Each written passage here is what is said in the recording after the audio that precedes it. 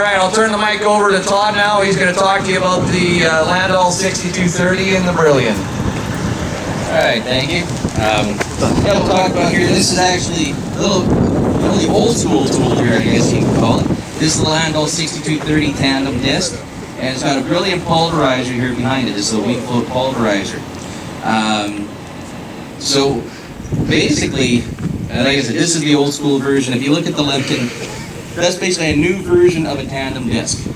So this is where I got to get my dig in. Those aren't actually vertical tillage machines. They are a tandem disc. It's just that they're shortened up, and they do a beautiful job, as you can see, leave it really nice and smooth. Now this unit here, I've always been impressed by. I was trying to sell a neighbor of mine a tandem disc when I worked for Salford, and he got a demo of a Landoll disc, and of course he had to run it in the field right beside my house. And he did a really nice job. It'll actually leave it very smooth.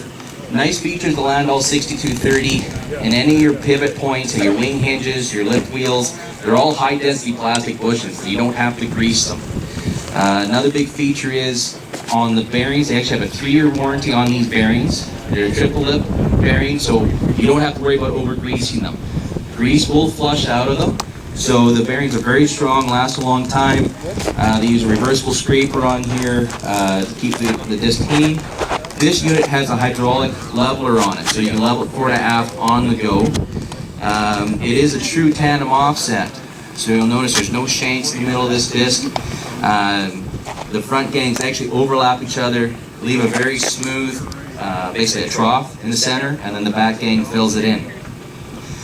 1 3/4 arbor bolt in it. It weighs about 600 pounds a foot, so it does have good penetrating force. This tool is designed to work in that 3 to 4 inch range, and this is one thing I think with this, especially out here where a lot of guys get misguided, a lot of guys go and buy these big construction discs. And as we talked about before, I said about vertical tillage, how discs create a compaction layer. Discs are one of the worst compaction tools out there.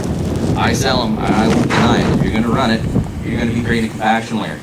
And a lot of guys think they're going to get these big 1,000-pound-a-foot discs, work 8 inches deep, and break up all their compaction. Well, yeah, you've torn out the compaction of the shallower depths, but you created a worse layer down 8 inches deep. Now what are you going to do to go down and reach and break that up?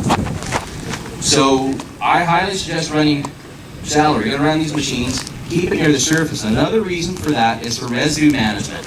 You're using a disc typically to chew up residue, get it to break down, right? Well, I want you to keep in mind, where does a fence post rot?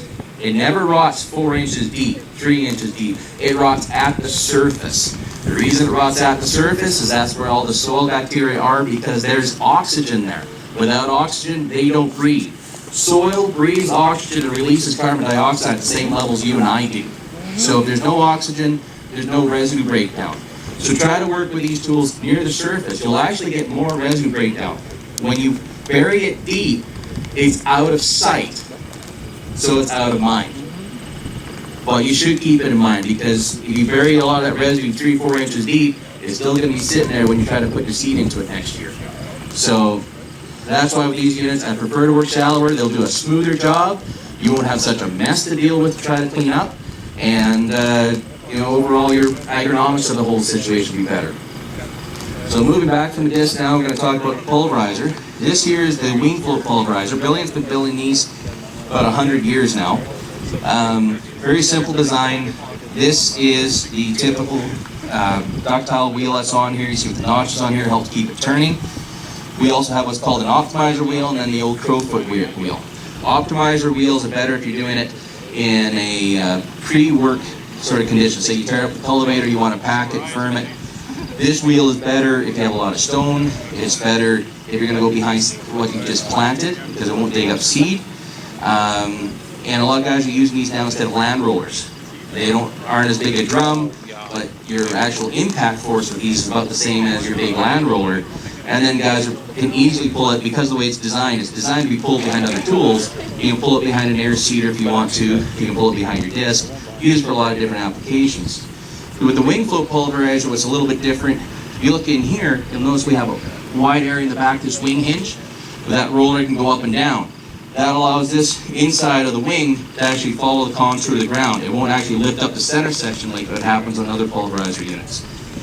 The wing flow pulverizer now is available up to 44 feet wide. We also have our standard pulverizers that go up to 44 feet. Kellen has one of those. And we start at 5 foot. So if you want to have something to play in the yard, well, we can do that too. I think you'll notice this is a really nice combination. When I was setting this unit yesterday, I went on the other side of the hill. I set the disc probably a lot deeper than I should have. I mean, for the most part, the conditions I was in yesterday anyway were too wet, really, for a tandem disc. And I had her set deep, and it was bringing out some pretty good claws, and this thing did a beautiful job of firming them down, packing them back down, and leaving it nice and smooth. So I was really impressed with what this was doing. You will notice we are filling up back here in the scrapers. There's two reasons for that. First one is this is actually kind of the worst case scenario for one of these machines. When you have long residue in wet, sticky soil, it is going to stick to the blade, and then the long residue gets wedged against the scrapers. Well, we could also have these scrapers set a lot lower. But we just didn't have time to try to reset them with all the other stuff we were trying to get done yesterday. But keep in mind, everything's going to keep turning, still going to keep working. It just looks a little ugly, but we would fix that up. So.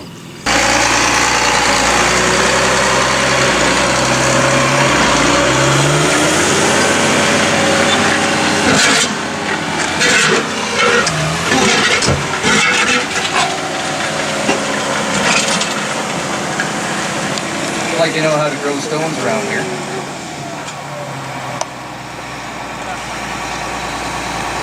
Yeah, from yesterday when I set this machine, I shallowed up a little bit. Never had a chance to run it again after we set it. But you see that pulverizer really finishes it off nice. You know, we are clodding it up, running a tandem disc in these kind of conditions with a deep concave blade on there.